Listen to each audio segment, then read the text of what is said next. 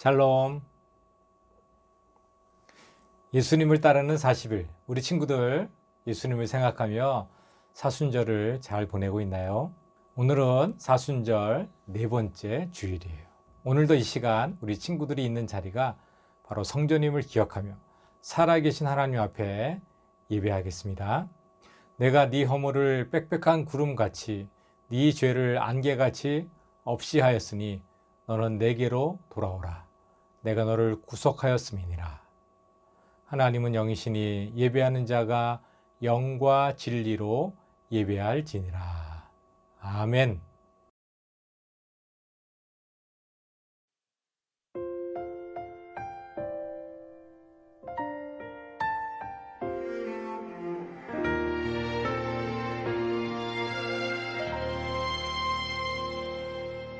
나는 하나님을 예배하는 예배자입니다.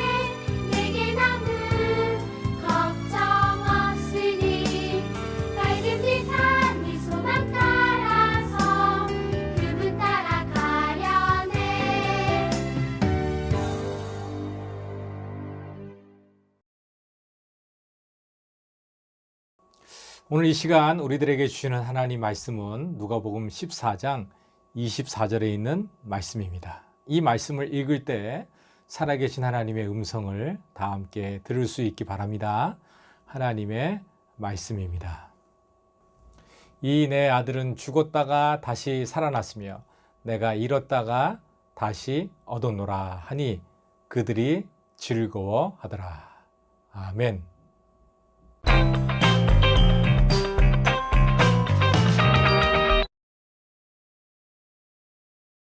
이스라엘 어느 마을에 한 사람에게 두 아들이 있었어요. 어느 날 둘째 아들이 아버지에게 말했어요. 아버지의 재산 중에서 저에게 유산으로 줄 거 있죠? 그거 좀 미리 주시면 안 돼요? 유산은 사실 아버지가 돌아가셔야 받는 것인데 지금 아버지가 살아 계시는데 유산을 달라고 그렇게 졸라대는 거예요. 사실 이건 아주 잘못된 것이죠. 아버지는 그 말에 얼마나 속상했을까요? 그런데 아무 말도 하지 않고 두 아들에게 재산을 나누어 주었어요. 자, 그 당시 재산이라고 하는 것은 돈이나 무슨 금덩어리가 아니라 땅 같은 부동산이었어요. 자, 이런 아버지의 마음을 아는지 모르는지 며칠이 지나지 않아서 둘째 아들은 아버지에게 받은 모든 재산을 다 팔아서 얻은 돈을 가지고 먼 나라로 훌쩍 떠나가 버렸어요. 둘째 아들은 그곳에서 돈을 막 흥청망청 마음껏 썼어요. 먹고 싶은 거 다 사 먹고, 사고 싶은 거 다 사고, 신나게 놀고 싶은 대로 놀았어요. 어쩌면 둘째 아들은 이런 생각을 했을 것 같아요. 야, 아버지가 안 계시니까 이게 잔소리도 안 듣고 이 뭐든지 내 마음대로 할 수 있네. 야, 정말 좋다. 진짜 유산을 받아가지고 집에서 나올 걸. 하지만 이렇게 즐거운 시간도 한때뿐이었어요. 둘째 아들이 가진 돈은 점점 바닥이 나기 시작했어요. 결국은 돈이 다 떨어졌어요. 더군다나 그 나라에 큰 흉년까지 들었어요. 모두가 살기 어렵다고 아우성이에요. 자, 둘째 아들은 먹을 게 없으니까 직장이라도 구하려고 했지만 그 도시에는 그를 필요로 하는 직장이 없었어요. 살던 집에서 쫓겨난 이 둘째 아들은 머무를 곳이 없었어요. 겨우 한 집을 찾아 잠잘 곳을 얻었는데 그 집 주인은 둘째 아들에게 돼지 돌보는 일을 맡겼어요. 그러나 그 흉년에서 음식도 귀하여서 돼지가 먹는 것을 함께 먹어야 하는 그런 신세가 되어버리고 말았어요. 자, 한때는 부족할 것이 없었던 집안에서 깨끗한 옷과 맛있는 음식을 먹으면서 살았던 이 둘째 아들이었잖아요. 그리고 아버지에게 받은 그 재산으로 내가 더 큰 부자가 되겠다. 이런 꿈을 가지고 집을 떠나서 이 큰 나라로 왔는데, 그런데 생각대로 되지 않았죠. 꼬질꼬질한 옷을 입고 제대로 된 음식도 먹지 못하고 집주인이 시키는 대로 돼지나 치는 그런 신세가 되어버리고 만 거예요. 들에 나가서 돼지를 돌보던 둘째 아들은 너무 배가 고팠어요. 아이고 배고파라. 내가 마지막으로 맛있는 음식을 먹은 게 언제야? 이제는 기억조차 나지 않네. 허기진 배를 움켜잡고 두리번거리던 둘째 아들의 눈에 쥐엄 열매가 보였어요. 이 쥐엄 열매는 주로 돼지나 소, 말 같은 그런 짐승들의 먹이로 쓰던 그런 열매였어요. 간혹 아주 가난했던 그런 사람들은 그 열매를 먹기도 했대요. 둘째 아들은 너무 배가 고프니까 돼지 사료인 쥐엄 열매라도 줄인 배를 가득 채우고 싶었어요. 하지만 둘째 아들에게 쥐엄 열매조차 주는 사람이 없었다고 하는 거죠. 이 굶주림에 지친 둘째 아들은 그제야 아버지를 생각해요. 내가 아무래도 아버지를 떠난 것이 잘못인 것 같아. 내 아버지의 그 많은 품꾼들에게는 먹을 것이 남아 도는데 나는 여기서 굶어 죽는구나. 둘째 아들은 여기서 이러고 있을 것이 아니라 아버지 집으로 돌아가야 되겠다. 이런 결심을 했어요. 하지만 아버지 얼굴을 떠올리니까 너무 죄송한 거예요. 그러나 그래, 아버지께 돌아가서 이렇게 말씀드려야지. 아버지, 내가 하늘과 아버지 앞에 죄를 지었습니다. 나는 더 이상 아버지의 아들이라고 불릴 자격이 없으니 나를 품꾼의 하나로 삼아 주십시오. 여기 품꾼은 하루 일하면 하루 일한 값을 받는 사람이에요. 일이 없으면 쉬어야 돼요. 그러나 아버지 집에 이름도 모르고 얼굴도 모른 채 하루만 와서 일하다가 가는 품꾼만 될 수 있어도 좋겠다. 이런 생각을 했어요. 마침내 둘째 아들은 자신이 있던 곳을 떠나서 아버지가 계신 집으로 발걸음을 옮기기 시작했어요. 둘째 아들은 집을 향해서 걷고 또 걸어갔어요. 얼마나 걸었을까요? 저 멀리 익숙한 사람이 서성거리며 서 있는 모습이 보였어요. 그리고 그 사람은 멀리서 걸어오는 자신이 누구인지 안다는 듯이 한 걸음에 달려왔어요. 그 사람은 바로 아버지였어요. 아버지가 아들에게 달려간다 라고 하는 것은 당시 유대인의 관습으로서는 있을 수 없는 일이에요. 특별히 나이가 많은 사람일 경우에는 전통적으로 금지되어 있었던 그런 일이었어요. 그러나 오늘 말씀에 등장하는 아버지는 어떻게 했어요? 자신의 품위도 아랑곳하지 않고 안타까운 마음과 불쌍히 여기는 그런 마음으로 아들을 향해서 뛰어가는 거예요. 사실 아버지는 둘째 아들이 집으로 돌아오기를 언제나 기다리고 있었어요. 뜨거운 햇빛이 쨍쨍 내리는 그런 날에도, 비가 주룩주룩 내리는 그런 날에도, 또는 바람이 거세게 부는 그런 날에도 밖에 나와서 하염없이 둘째 아들을 기다렸던 거예요. 채통과 체면을 무시하고 아들에게 달려간 아버지는 목을 안고 입을 맞추었어요. 한번 쪽 하고 만 것이 아니라 입 맞추기를 계속해서 했어요. 왔구나, 네가 돌아왔구나 하면서 계속해서 입을 맞추었어요. 둘째 아들은 고개를 푹 숙이면서 아버지, 제가 정말 잘못했어요. 저는 아버지의 아들이라고 불릴 자격조차 없습니다. 그저 품꾼의 하나로 써주세요. 아들이 이미 준비한 그런 대사를 다 마치기도 전에 아버지는 급하게 종두를 불러서 지시해요. 어서 가장 좋은 옷을 꺼내서 입히고 손가락에는 반지를 끼워주고 신발도 신겨주어라. 그리고 살찐 송아지를 잡아서 잔치를 열자. 아버지는 돌아온 둘째 아들을 모른 채 하거나 너 이놈 하면서 나무라지 않았어요. 오히려 잘못을 뉘우치는 이 둘째 아들을 끌어안고 용서해 주었어요. 죽었던 내 아들이 다시 살아 돌아왔다. 우리 아들을 잃었다가 다시 찾았다. 이렇게 기쁘게 말하면서 잔치를 열었어요. 여러분, 오늘 말씀은 예수님이 들려주신 비유의 말씀이에요. 비유라고 하는 것은 어떤 것에 빗대어서 이야기하는 것이죠. 예수님은 비유의 말씀을 많이 하셨는데 왜 그렇게 말씀하셨을까요? 자, 1번 사람들을 골탕 먹이려고, 2번 알아듣기 쉽게 설명하려고. 정답은 그래요, 2번이죠. 알아듣기 쉽게 설명하기 위해서 예수님께서는 비유의 말씀을 많이 하셨어요. 자, 그러면 이 이야기에서 아버지는 누구를 말할까요? 그래요, 하나님이에요. 둘째 아들은 누굴까요? 죄로 인해서 하나님을 떠난 사람들을 의미하는 거예요. 예수님은 이 이야기를 들려주시면서 우리를 기다리시는 하나님 아버지의 마음이 어떤 마음인지 알려주고 계세요. 하나님께서는 죄를 뉘우치고 하나님께 돌아오는 사람을 용서하시는 그런 분이세요. 아버지는 미리 다 용서해놓고 기다렸죠. 돌아오면 용서해 줄게, 이게 아니라 용서는 이미 다 해놓고 아들이 돌아오기를 기다렸잖아요. 하나님 아버지도 예수님의 십자가를 통해서 이미 우리의 죄를 다 용서해 주셨어요.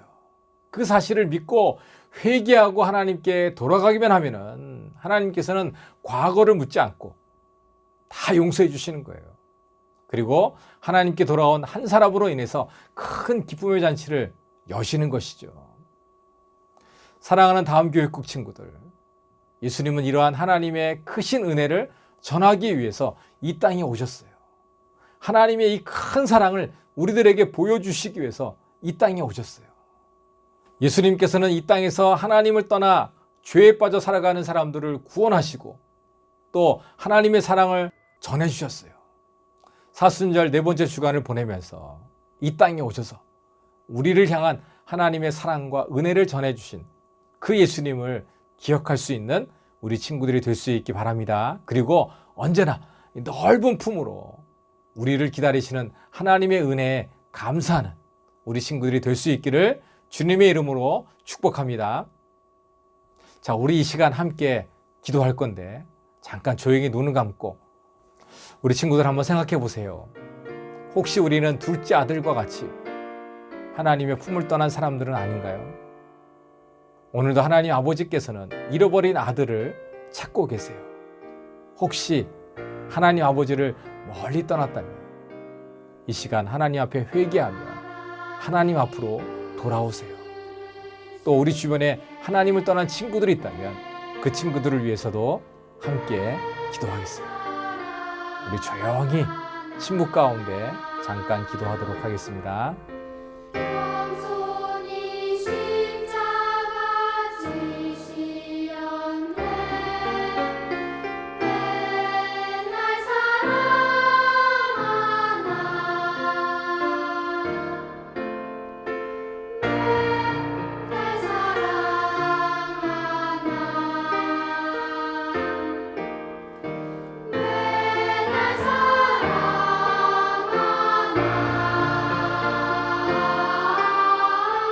맨날 예수님 날 버리고 가야 했나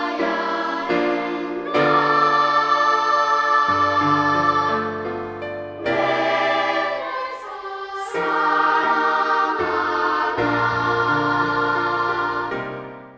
하나님 아버지 감사합니다. 우리는 다 죄인이라 하나님의 심판을 받을 수밖에 없었던 사람들이었지만 하나님께서 우리를 그 크신 사랑으로 품어주시고 또 우리의 모든 죄를 예수님의 십자가를 통해서 용서하여 주시고 하나님의 아들, 딸로 삼아주셔서 감사합니다.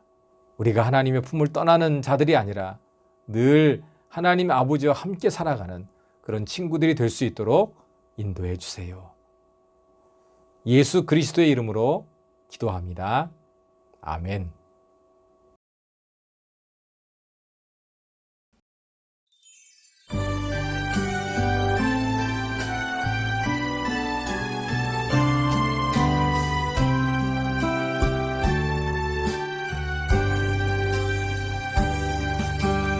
하나님께 나갑니다. 온전한 마음으로 하나님께 나갑니다.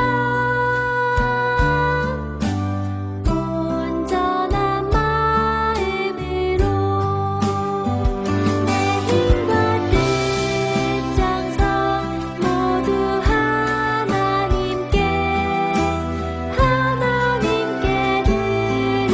드립니다. 하나님께 나갑니다. 온전한 마음으로 하나님께 나갑니다. 온전한 마음으로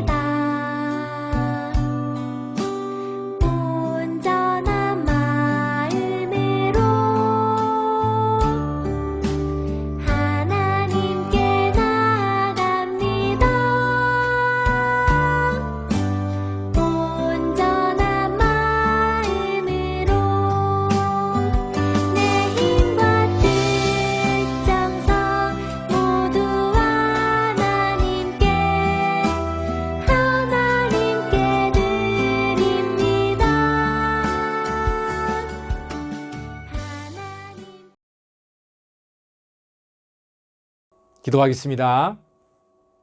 하나님 아버지 그 크신 은혜와 사랑으로 우리를 맞아주시고 용서해 주시고 하나님의 자녀 삼아 주셔서 감사합니다. 모든 은혜에 감사하며 우리 친구들이 여러 가지 제목으로 하나님 앞에 예물 드립니다. 기쁘게 받아주시고 하나님의 영광을 위하는 일에 사용하여 주세요. 예물 드린 손길 위에 복 주셔서 감사의 제목들과 기쁨의 제목들이 많아질 수 있게 인도하여 주시고 또 늘 하나님과 동행하는 삶을 살아가는 친구들 되도록 인도해 주세요. 예수 그리스도의 이름으로 감사하며 기도합니다. 아멘.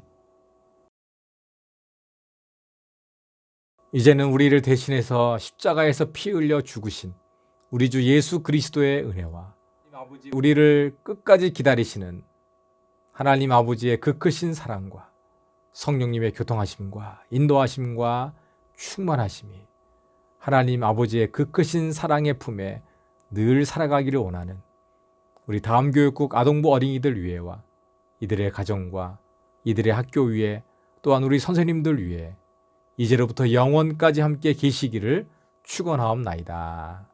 아멘.